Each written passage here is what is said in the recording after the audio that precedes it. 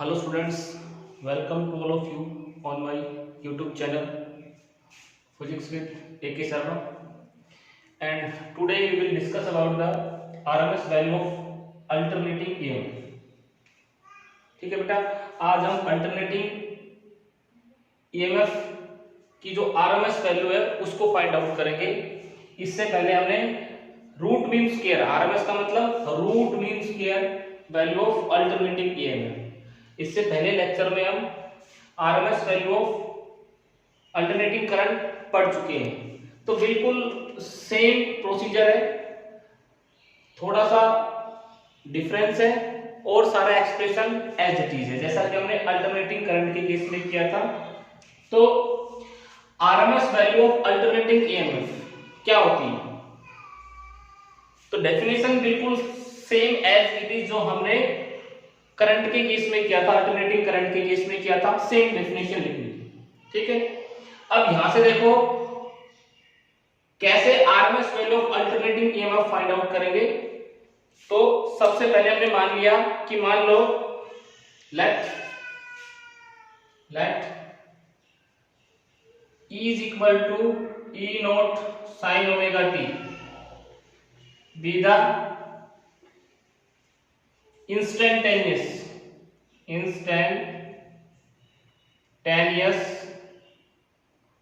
value of alternating EMF।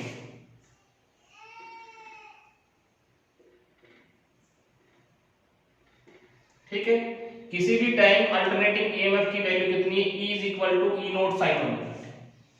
ठीक है, सो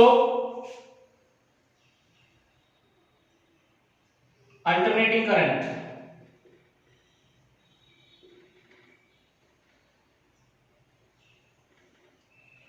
I कितना हो जाएगा? I is equal to E by R होता है, I is equal to V by R. तो यहां से देखो E बाई आर करेंगे तो इसको हम लिख सकते हैं E की जगह E nought sine omega t by R. भाई E की वैल्यू क्या है इक्वेशन नंबर फर्स्ट से? E nought sine omega t, तो E की जगह E nought sine omega t by R कर दिया। अब इसके आगे देखो small amount of heat produce, small amount of heat produced in a small interval of time dt। कितनी small amount of heat produce होगी बेटा? दिस इज dH, और dH कितना होता है? आई स्क्वायर आर, स्मॉल टाइम है तो dt। भाई h क्या होता है? आई स्क्वायर आर टी, लेकिन यहाँ पे dH स्मॉल हीट निकाल रहे हैं तो आई स्क्वायर आर dt। और total amount of heat produce, total amount of heat produced in complete cycle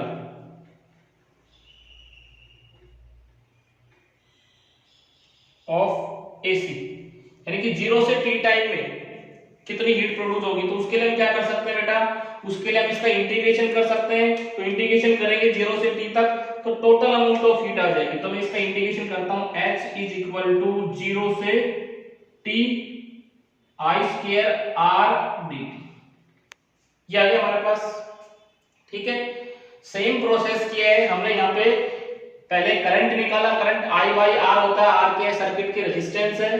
तो यहाँ पे E की value E nought sine omega t divided by R हो गया, और यहाँ से हमने हीट निकाल लिया। तो हीट हमारे पास कितना आ गया? आई स्क्वायर आर dt। अब यहाँ से देखो I की वैल्यू रखो इसके अंदर, और सेम जो हमने अल्टरनेटिंग करंट के अंदर कैलकुलेशन की थी, सेम वही कैलकुलेशन इसके अंदर करनी है। तो यहाँ पे देखो बेटा, कैलकुलेट करते हैं इसको।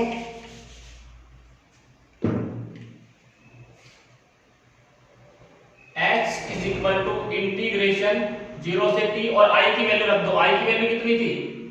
I की वैल्यू थी E nought by R sine omega t, और स्क्वायर है तो इसका भी स्क्वायर आर डी टी। एक आर से एक आर क्या हो जाएगा, कैंसिल आउट, और एच हमारे पास कितना आ गया, एच हमारे पास आ गया ई नोट स्क्वायर बाहर आ गया, ठीक है। नीचे एक आर बच गया, वो बाहर आ गया, और इंटीग्रेशन 0 से T sign square omega T dt। अब साइन स्क्वायर ओमेगा टी पहले भी हमने किया है, साइन स्क्वायर ओमेगा टी का integration, sign square omega T का फॉर्मूला जो होता है उसको लिख सकते हैं 1 minus cos 2 omega t divided by 2, ऐसे लिख सकते हैं इसको। तो इसी तरह से इसके अंदर इसको लिखेंगे h इज इक्वल टू 0 से t, और ये हमारे पास कांस्टेंट भाग e nought square by r 1 minus cos 2 omega t divided by 2 into dt। Sine square omega t की जगह हमने क्या रख दिया, 1 minus cos 2 omega t by 2, ठीक है। अब h is equal to e nought square by r, ये ब्रैकेट हमने लगा दिया, इसका अलग अलग इंटीग्रेशन कर दिया, 2 को भी बाहर लेकर 2 कांस्टेंट है, तो ये आ गया 0 से t 1 इनटू dt माइनस 0 से t, और यहां पे cos 2 omega t into dt, ठीक है, और ये ब्रैकेट क्लोज। अब अलग अलग करके इसका इंटीग्रेशन करेंगे, तो यहां पे h इज इक्वल टू कितना आएगा हमारे पास, e nought square by 2r dt का इंटीग्रेशन t हो जाएगा, t, और लिमिट कहां से 0 से t, माइनस इसका इंटीग्रेशन करेंगे तो ये साइन 2 ओमेगा टी, cos का इंटीग्रेशन होता है साइन ओमेगा टी, तो 2 ओमेगा टी, और t के साथ क्या है 2 ओमेगा है, तो 2 ओमेगा नीचे आ जाएगा, और लिमिट कहां से कहां तक 0 से t, और ब्रैकेट क्लोज। अब यहां पे हम इसके अंदर लिमिट पुट कर देंगे, लिमिट पुट करेंगे तो हमारे पास क्या आएगा बेटा, देखो यहां पे देखो h इज इक्वल टू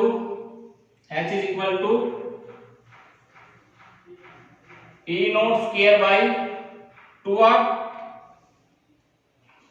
यहां से देखो e nought square by 2r, और यहां पे ये हमारे पास t minus 0, upper limit minus lower limit, एक बार t की जगह t एक बार 0, माइनस फिर ब्रैकेट साइन 2 ओमेगा टी, इसकी जगह ओमेगा टी रखेंगे, माइनस साइन 0, नीचे कितना 2 ओमेगा। अब ये साइन 4 पाई होगा, ओमेगा टी कितना होता है 2 पाई 4 पाई, साइन 4 पाई भी 0 होता है, साइन 0 भी 0 होता है, ये भी 0 और ये भी 0 हो जाएगा। तो x कितना आ गया, x is equal to e nought square by 2r, और यहां पे multiply by t, first equation, ठीक है। तो एक कंप्लीट साइकिल के अंदर कितनी हीट डेवलप होती है, e nought square 2r by 2r multiply by t, ठीक है। अब हमने मान लिया लेट I या ERMS be the RMS value, alternating EMF,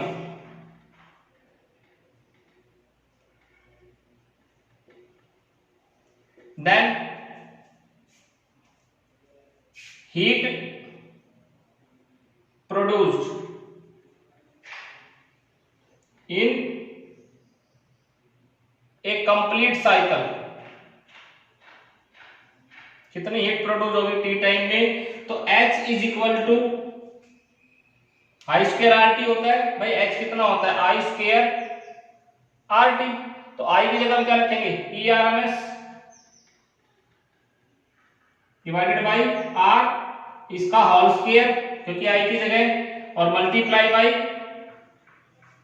are multiply by t, एक आर से एक आर कैंसिल आउट, तो h यहां से कितना आ गया, h is equal to E R M S whole square t divided by R 3। ये इक्वेशन हमने डीसी से फाइंड आउट किया, ये आरएमएस वैल्यू मान करके फाइंड आउट किया कितनी हीट प्रोड्यूस होगी। ठीक है, from equation second and third दोनों को बराबर कर दो। From equation second and third, तो सेकंड और थर्ड से देखो बेटा क्या आ जाएगा हमारे पास,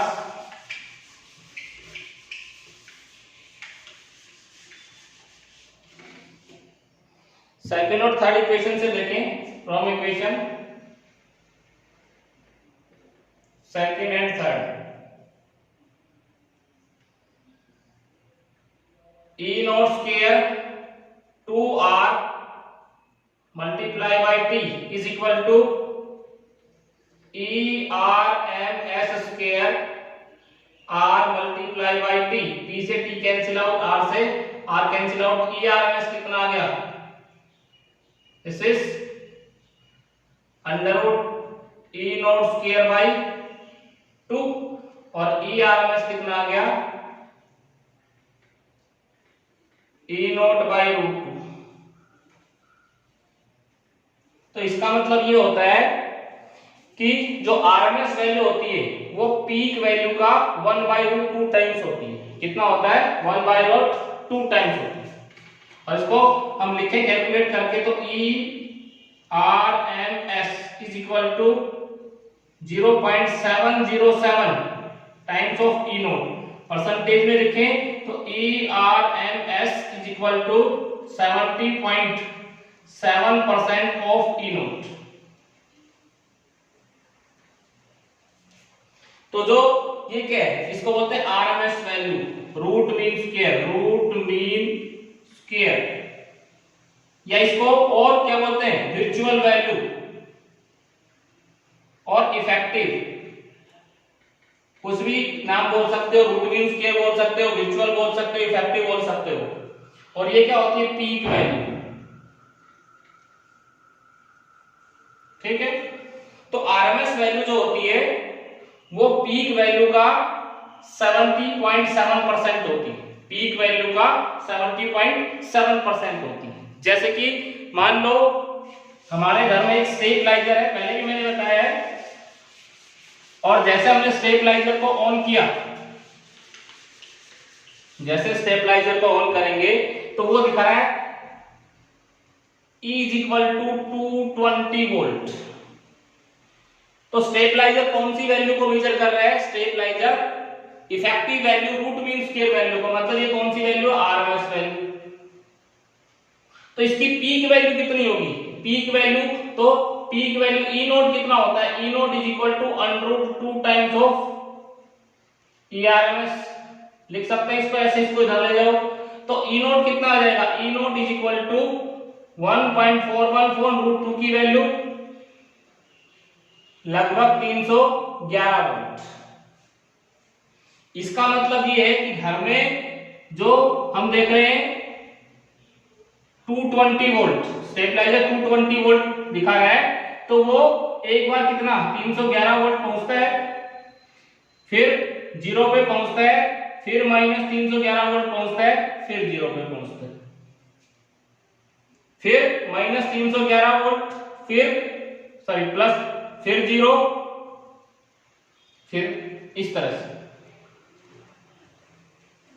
ठीक है, लेकिन अगर डीसी का हमने क्या किया, क्योंकि डीसी कैसे चलती है, डीसी तो इस तरह से चलती है, डीसी इस तरह से चलती है। अगर हमने 220 वोल्ट दिखा रहा है हमारा स्टेबलाइजर डीसी का, तो वो 220 ही रहेगा, 220 सब जगह 220 रहेगा। इसलिए हम क्या कहते हैं, जो एसी होती है वो डीसी से ज्यादा डेंजरस होती है। AC is more dangerous than DC, because अगर 220 वोल्ट हमारा स्टेबलाइजर दिखा रहा है तो एक बार 1 सेकंड में 100 टाइम्स 311 वोल्ट होता है। ठीक है, तो this is RMS value of alternating EMF. ठीक है, अब हम बात करते हैं कि ए सर्किट कंटेनिंग रेजिस्टेंस ओनली। एक सर्किट में सिर्फ क्या लगा हो, एक सर्किट में रेजिस्टेंस लगा हुआ हो तो उसमें करंट और वोल्टेज के बीच में क्या रिलेशन होता है। तो यहां पे हम देखते हैं a circuit containing resistance only.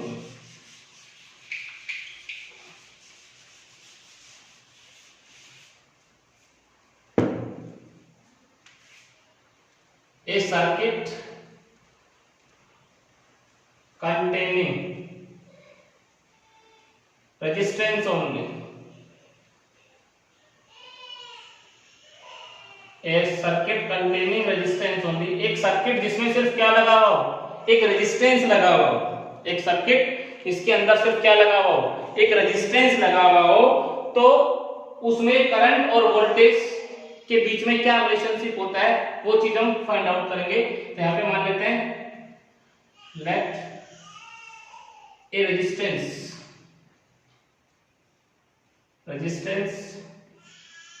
R is connected across a source of alternating EMF। तो ये एक रेजिस्टेंस है,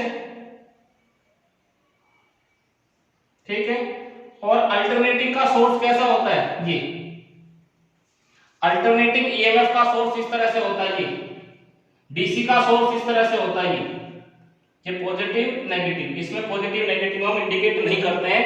तो ये इस तरह का सोर्स किसका होता है, अल्टरनेटिंग सोर्स होता है, मतलब ये अल्टरनेटिंग करंट भेज रहा है, अल्टरनेटिंग वोल्टेज भेज रहा है, और ये डीसी वोल्टेज डीसी करंट भेज रहा है।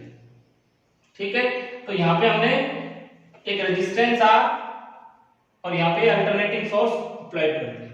सो the voltage drop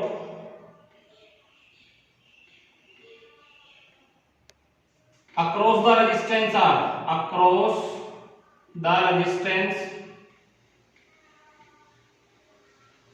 R resistance के क्रॉस कितना वोल्टेज ड्रॉप होगा, तो हमें पता है E is equal to I R, V is equal to I R. तो E की जगह हम क्या ले रहे हैं, V ले रहे हैं, एक ही बात है, E is equal to I R. ठीक है, और यहां से अच्छा I is equal to E by R हम ऐसे लिख सकते हैं,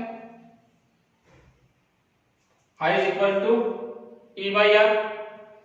अब यहां से देखो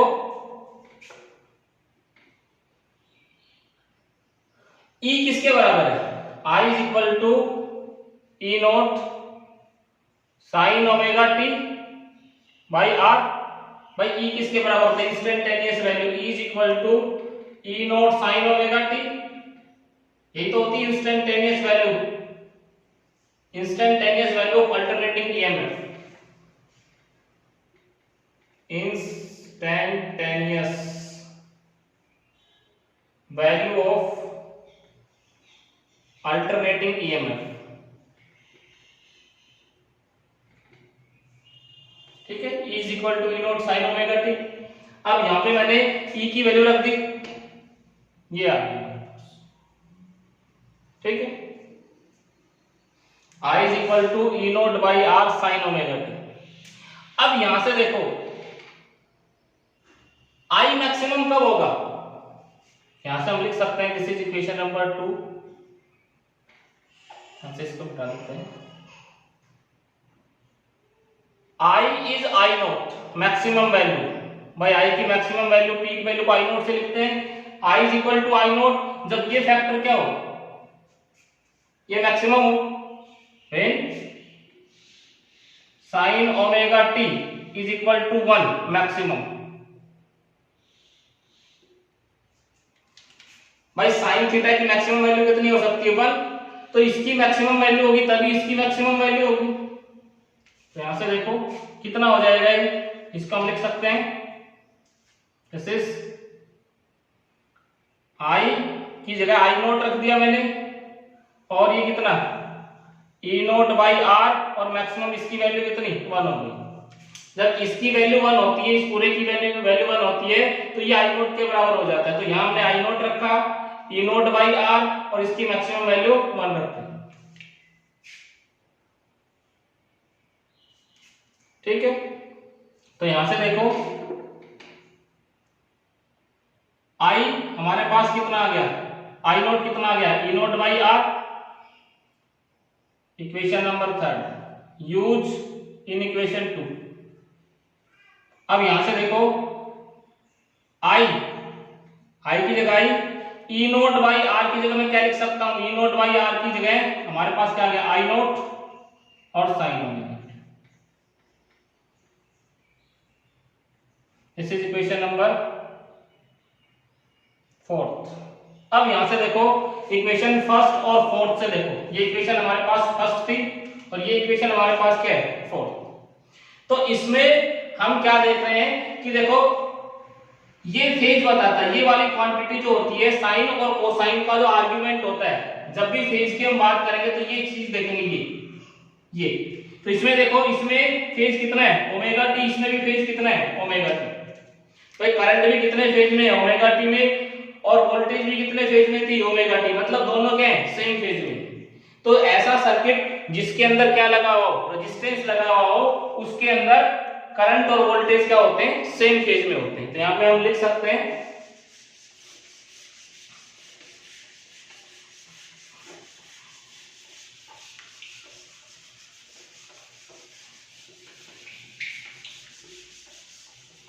यहां पे हम लिख सकते हैं in a circuit in which have resistance only,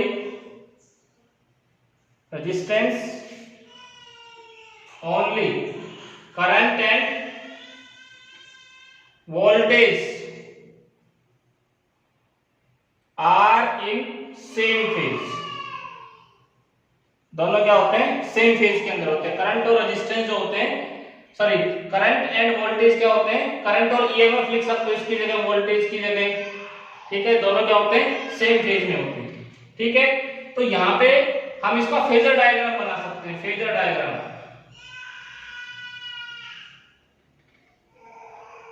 phasor diagram, तो यहां से देखो फेजर डायग्राम में हम कैसे इसको रिप्रेजेंट करेंगे, इस तरह से।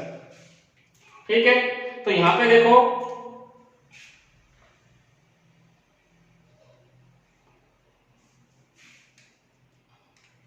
दिस इज, ये ई नोट और यहीं पे क्या है, दिस इज आई नोट, और ये दोनों के बीच में कितने एंगल पे, ओमेगा टी। हमारे पास क्या था, E is equal to E nought sine omega t, और I कितना था, I is equal to I nought sine omega t. तो दोनों कितने फेज में, ओमेगा टी ओमेगा टी। तो दोनों को हमने सेम फेज में दिखाया है, ये भी ओमेगा टी और ये आई नोट भी कितना, ओमेगा टी। क्योंकि आई नोट करंट की जो मैक्सिमम वैल्यू होती है वोल्टेज की मैक्सिमम वैल्यू से कम होती है, तो इसको हमने छोटे एरो से दिखाया है, इसको हमने बड़े एरो से। This is phasor diagram. और इसी के साथ हम क्या दिखा सकते हैं, इस तरह से एक और फेजर डायग्राम बना सकते हैं इसका, इस तरह से। दिस इज ये ई नोट के लिए किसको दिखा रहा है, ई नोट, और ये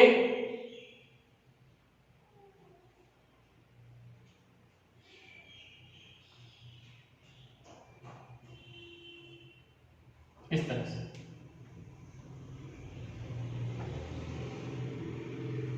ये किसके लिए, I naught, E naught and I naught इधर टी।